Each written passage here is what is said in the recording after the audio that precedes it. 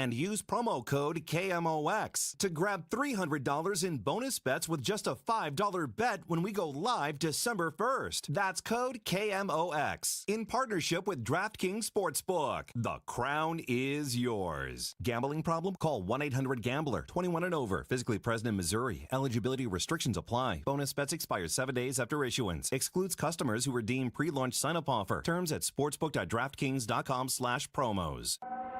This is the Verizon Extra Innings Show. Verizon, the most reliable 5G in St. Louis. Pitch on the way, and that ball is hit to short. Wynn has it. His throw, that's a Redbird winner. Butler grounds out, and this ballgame has come to an end. Light it up in downtown St. Louis as the Cardinals have evened the series with the Athletics, winning a one-run, 2-1 game. That was a fun one tonight. Cardinals get some really, really good pitching. There was a lot of action in this game as well. Kind of an old school style of game, but it worked out well. Cardinals win by a 2-1 score. Welcome into the Extra Innings Show. We are presented by Graybar. Graybar is your distributor for electrical and datacom needs. If you want to chime in, there's multiple ways to get connected. You can always call or text 314-436-7900, 314-436-7900. That's how you call or text. You can tweet at me if you'd like, at Matt Pauley on air, MattPauley on air. Or for those of you who are watching the show on our various video streams, you can leave a comment in the chat, and we'll get to some of those as we move along through the show tonight. I really enjoyed this game. I really did. And just the way baseball is played today, you don't get many games like this. And you can't really build your team to play games like this because you're probably not going to win that many games. But the times we do see games that organically occur like this, I can really enjoy it. And I got to think a lot of other folks can enjoy it as well. Miles Mikolas, it was a pitch-to-contact night for Mikolas, and it worked out well. He does not strike out a single person. His only walk is an intentional walk. And he goes 6 innings, giving up a run on 5 hits. Fantastic work by Mikolas. The bullpen was really good. Matt Swanson, JoJo Romero covering the final 3 innings. And they got the big swing. They got the big swing, and they were able to take advantage of the leadoff walk. Victor Scott II leads things off with a walk in the 6th, and eventually they get to Ivan Herrera, and Herrera hits the home run, and that was enough run scoring for the Cardinals to come away with the victory tonight. Again, if you want to chime in, you can do so calling or texting 314-436-7900, 314-436-7900. Tweet at me, at Matt Pauley on air, or leave a chat or a comment in the video chat for those of you who are indeed watching us on Facebook, Twitter, and YouTube. Terry sends in a message and says, a great game to watch. Miles had a good night. So nice to see the youngsters playing. Got to see what we got. Yeah, it's the, I like seeing when you say the youngsters playing now, like Jimmy Crooks. Yes, obviously, good to see Victor Scott get back into the lineup and have a little bit of success in there as well. The idea of the runway season, I think for a lot of the guys that the runway season was built for, we kind of know who they are at this point. So what are you learning about? You're probably learning something about Nathan Church. He's getting a major league opportunity for the first time ever, and I think he's done a nice job with it. I know he's hitting 154. I get that. But he had a couple hits today, did have the mistake out in right field as he gets assessed an error on that play, did get picked off. And those are the kind of plays that can't occur. I think Church has done a really, really good job since getting to the Cardinals. But if this team, let's say Ivan Herrera does not hit that home run. Let's say that gets caught at the wall. It's 5 feet shorter or 2 feet shorter. I mean, that did not get out of here by that much. He hit it to a very deep part of the park. And this is a 1-0 loss. What are we talking about right now? We are likely talking about the fact that Church got picked off in an inning where it was 1st and 3rd and 1 out. And instead it turned into 3rd and 2 outs where you can't score that runner from 3rd quite as easy. So that's part of the learning process, right? That is part of the learning process of getting things going at the big league level. So, yeah, I enjoy watching the young players play. Right now, for me, seeing what Church can do, seeing what Crooks can do. I think that's an important part of what's going on. Sam mentions the fact that it's the second time of the week where a starter doesn't strike out a batter. Weird. Yes, it is weird. It's very Cardinals right now because they don't have a whole lot of swing and miss in their rotation. If this is the last time that happens, from a big picture standpoint, I would be okay with that because I'm hopeful that they will get more swing and miss in the rotation moving forward. That is the equation to winning games more consistently, but that doesn't take away from what we saw from Michaelis today. And by the way, this is what we talk about with pitch to contact. And we talk about it so often where guys get beat by soft contact, and that does happen. And sometimes guys get beat by hard contact. This is the other side of that, right? Like tonight, the ball's off the bat for Michaelis. They found guys. And credit goes to Michaelis for that, but also there's some batted ball luck that goes along with that as well. If there's less batted ball luck, this game looks very different. And when I say batted ball luck, like that's not an indictment on Miles Michaelis. It sounds that way. Like, oh, he just got lucky. No, that's not what I'm saying. He was really good. He was really good. Mixed his pitch as well. But there are times where he or other pitch to contact guys can be as good or almost as good, and they have unlucky nights. So that's the point that I'm trying to make. And in those situations, again, the topic is a little bit differently. All right, let's go to Don, who has given us a call. Hey, Don, you're on the Extra Innings Show. I enjoyed your home run call. It was a great call by you, Matt Pauley. And thank you. And I got three other comments. Arenado probably won't be here next year, and I like to see Jimmy Crook as the catcher next year, number one catcher next year, and Swanson as your closer. Can you comment on that, Matt? And I appreciate it. You have a great night. All right, thank you. Appreciate the nice words. That was a lot of fun being able to be part of the broadcast tonight for sure, and I'm so grateful and appreciative to our amazing broadcasters, John Rooney, Ricky Horton, and Mike Claiborne, for including me in all of this. Which on the I'll tell this story real quick because I think it reflects really well on Mike Claiborne, who I revere so much. The original plan, I think, was for me to do one inning of play-by-play and then one inning not play-by-play, but just being on the broadcast with Claibs. And I sat down, and he handed it to me. And I did not expect it. I didn't think I was doing play-by-play that inning. And he handed it to me, and I was very appreciative of that.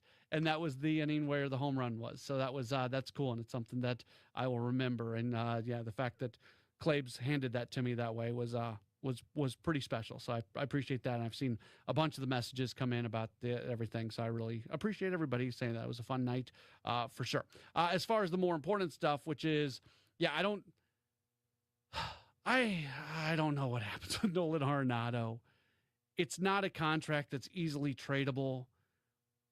He hasn't been a productive player offensively. Still a really, really good defensive player.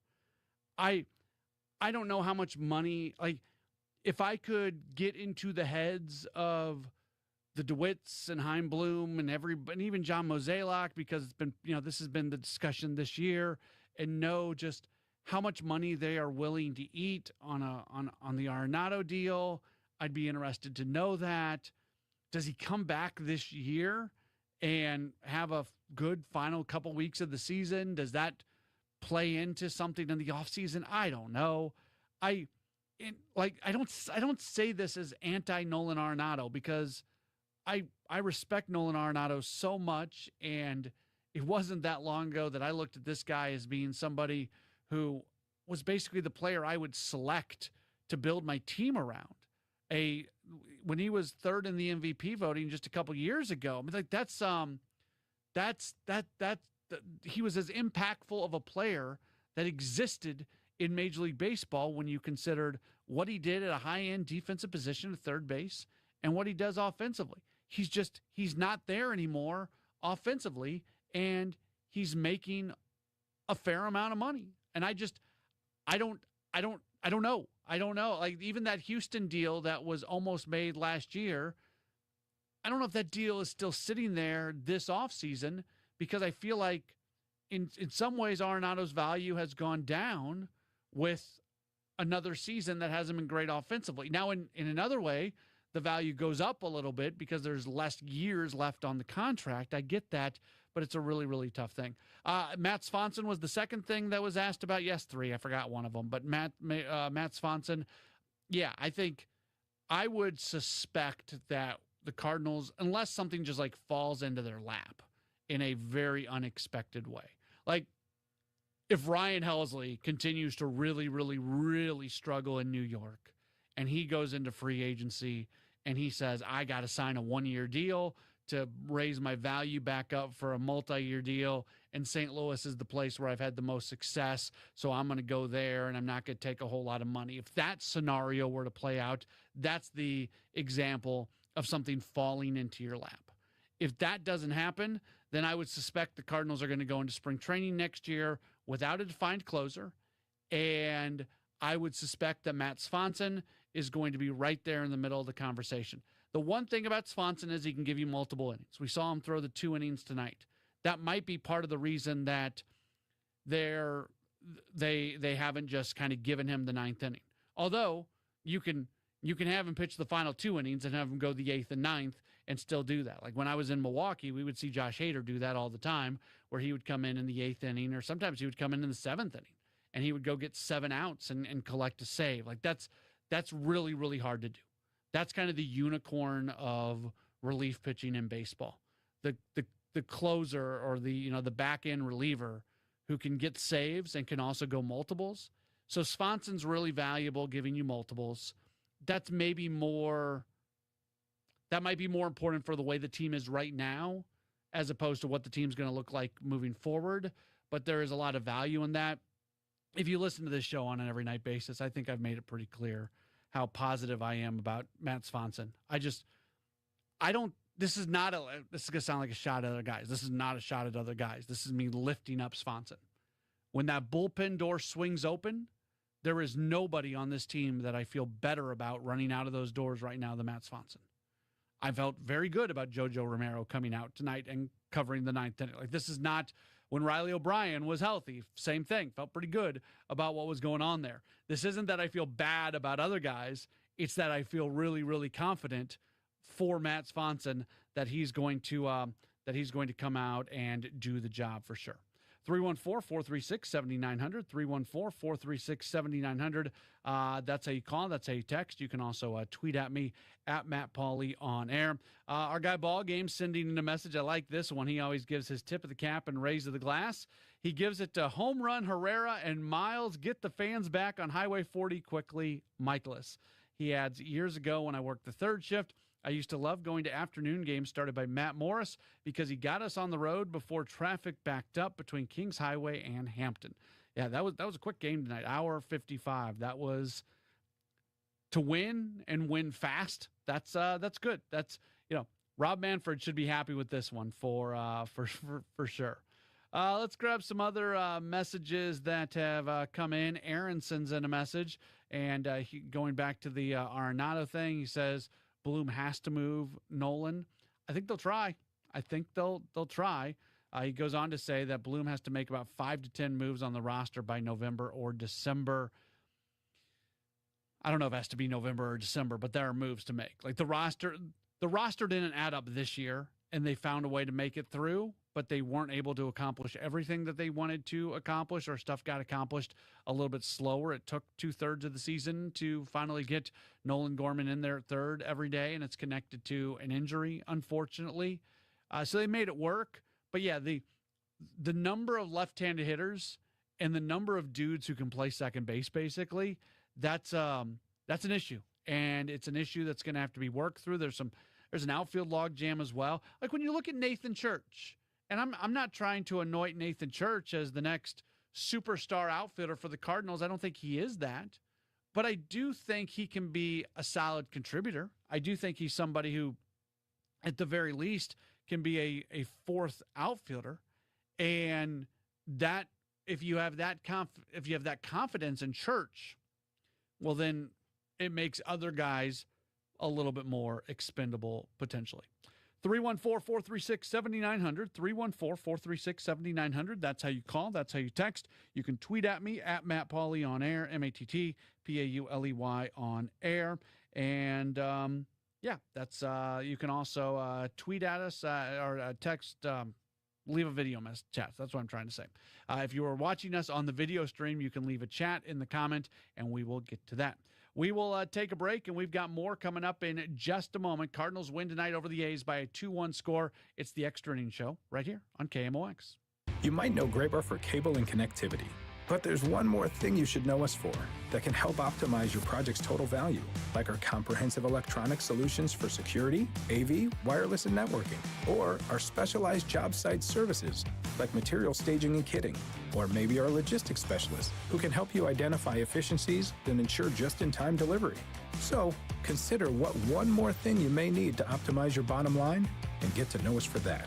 Yep, Graybar does that. At Sandberg Phoenix, we are more than just a law firm. Our attorneys are committed to you, your business, and your community. From startups to established businesses to estate plans, we are ready to serve you in the areas of business litigation, intellectual property, health law, and products liability. With offices in Missouri and Illinois, you can conveniently visit us today at sandbergphoenix.com. That's sandbergphoenix.com. The choice of a lawyer is an important decision and should not be based solely upon advertising. There's a big red barn where you say free. Norm's Bargain Barn. On discount windows, doors, and things. Norm's Bargain Barn. Hi, I'm Norm Wilkie. Come see my new selection of Amish cabinetry made by my good Amish friends at Countrywood Products. We now stock 5 styles of cabinetry for you to choose from. When you need to save on discount windows, doors, and cabinetry, come to Norm's Bargain Barn. With locations in Shiloh and Fenton at the bottom of Gravois Bluffs. Visit normsbargainbarn.com. That's normsbargainbarn.com.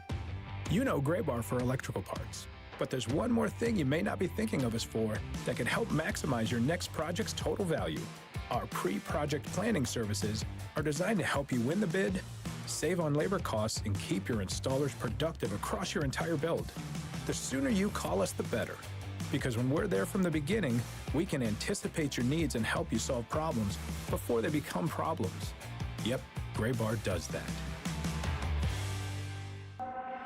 Now, back to the Verizon Extra Innings Show. Position with 2 out. Hits this one hard to left center field. Soderstrom and Butler going back at the track, looking up at the wall. This one is gone. An Ivan Herrera home run, a 2-run shot, and just like that, the Cardinals turn a 1-run deficit into a 1-run lead. It's 2-1 Redbirds. And that ended up being the final score of this game, 2-1. Cardinals knock off the A's. Welcome back in. It is the Extra Innings Show, and we are presented by Gray Barn. Gray Barn is your distributor for electrical and datacom needs. 314-436-7900, 314-436-7900. That's how you call. That's how you text. You can tweet at me, at Matt Pauley on air, or you can leave a message on the chat in the video stream, and we will address some of those as we go along. A couple of questions coming in. One says, do you think Ivan Herrera should get winter ball reps at third? I don't. I think getting him to the outfield is fine.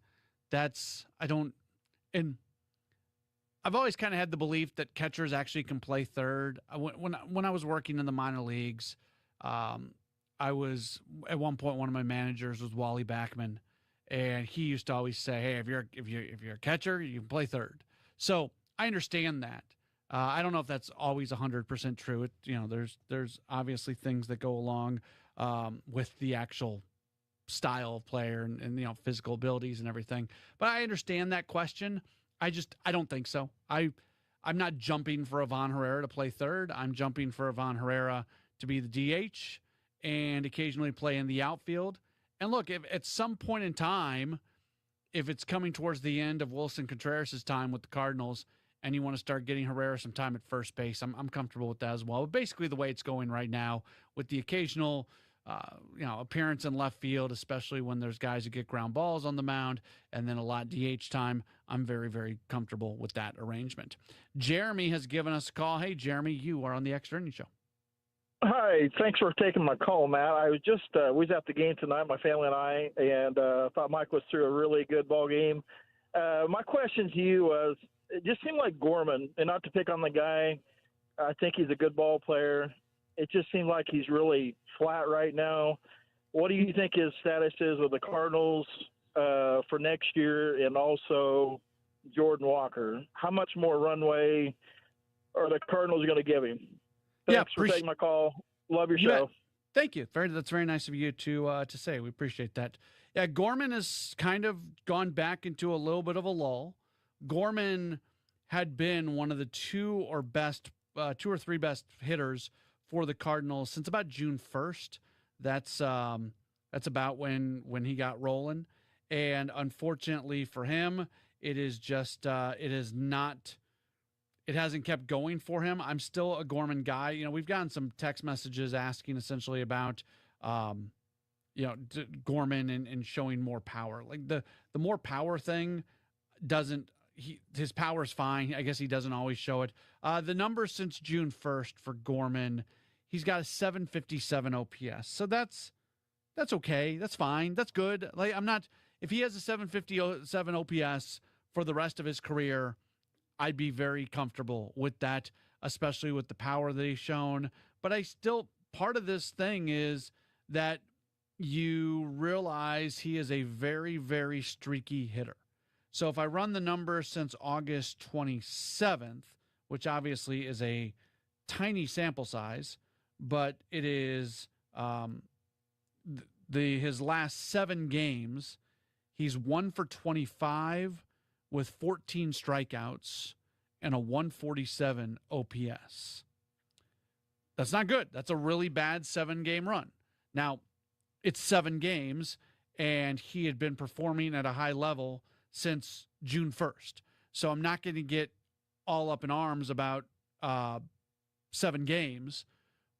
But also we look at Gorman's career numbers, and it's done this thing where he plays at a pretty high level for a while, and then it falls back for a while. So the onus right now on Gorman is to turn this 7-day downturn into just that, a 7-day downturn, and start to bring it back around. In terms of Jordan Walker, I don't know. I mean, this guy's got a sub 600 OPS right now. He looks lost at the plate.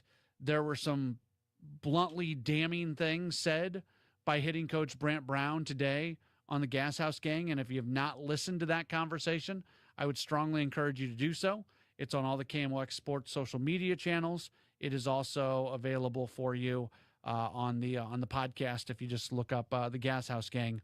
I think it's, for Cardinals fans, I think it's must listen to radio, and I would strongly encourage you to check that out. And in many ways, what we heard from Brant Brown today is that Walker is somebody who has not yet fully embraced doing what they want him to do, that they feel will lead him to have the most amount of success. If Walker finishes out this year and his numbers are what they are right now, he does not have a job guaranteed on the big league roster next year.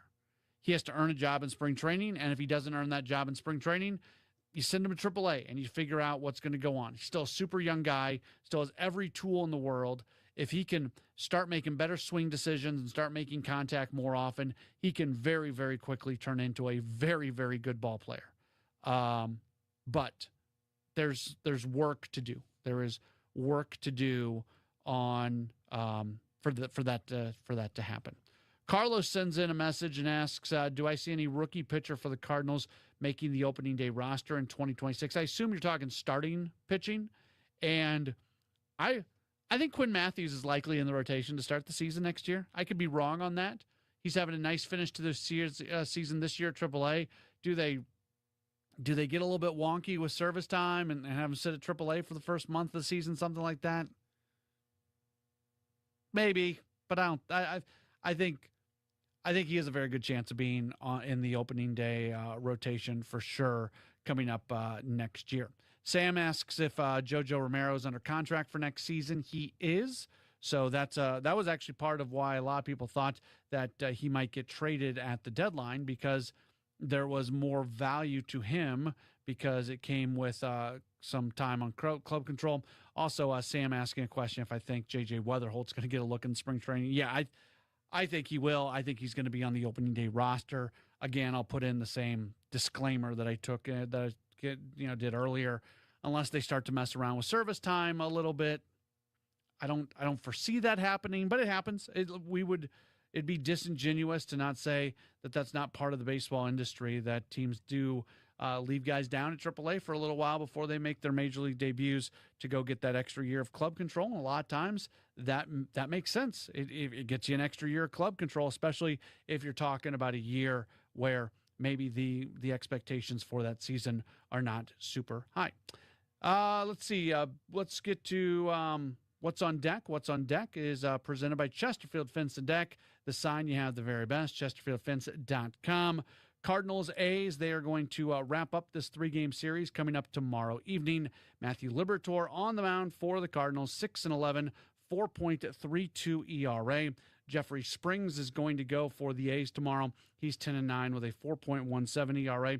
That's going to be a 6:45 first pitch. Take note of that. Sometimes these Wednesday games on the final game of a series are day games, not a getaway day for the Cardinals. 6:45 for the first pitch. That means 5:50 for network pregame show. And Kevin Wheeler and myself will have you at 5 o'clock tomorrow for Redbird Rush Hour. Really appreciate you being with us this evening as the Cardinals, they come away with the victory against the A's 2-1. Ivan Herrera, a 2-run home run to account for all the runs. Miles Michaelis gets the win, giving up just 1 run in 5 innings of work. Matt Swanson, JoJo Romero going strong out of the bullpen. Cardinals have a chance for a series win tomorrow. We will talk to you then for more Cardinals baseball here on KMOX. KMOX